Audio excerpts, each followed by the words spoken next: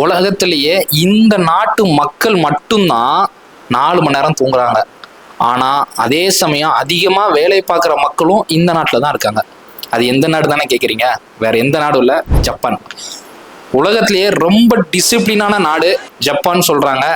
இந்த மக்களுக்கு பஞ்சுவாலிட்டி ஒரு கலாச்சாரம் மாதிரி.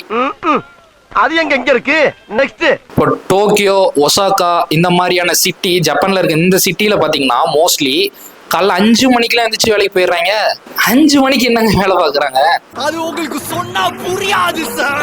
அவங்க பிலீவ் பண்றது ஒன்னே ஒண்ணுதாங்க, ஒர்க் இஸ் ஒர்ஷிப். எதனால அப்படின்னா ஜப்பானோட மொத்த எக்கனாமியுமே டெடிகேட்டிவான பீப்புளால உருவாக்கப்பட்டிருக்குங்க. ஆனா இந்த ஹேபிட்டுக்கு ஒரு டார்க் சைடு இருக்கு. அது என்னன்னு தானே கேக்குறீங்க? என்ன கோகுல், காலைல 5 மணிக்கு எந்திரிக்கிறது நல்ல பழக்கம் தானே, இதுக்கு என்ன டார்க் சைடு இருக்குன்னா, நோட்டீஸ் பாயிண்ட், அவங்க 4 மணி நேரம் தான் தூங்குறாங்க. அப்படி 4 மணி நேரம் தூங்குறதுனால அவங்களுடைய ஸ்லீப்பிங் சைக்கிள் ரொம்ப பாதிக்கப்படுது. கரோசி, டெத் பை ஓவர் ஒர்க், இது ஒரு ரியல் ப்ராப்ளம்.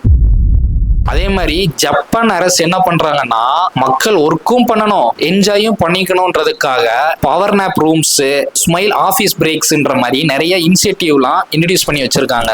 ஜப்பான் நமக்கு ஒரு பெரிய படத்தை கத்துக்கிறது.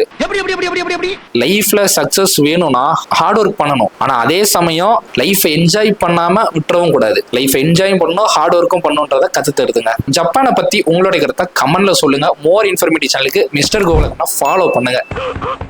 என்ன முதலாளி, என்ன பண்ணிட்டு இருக்கீங்க?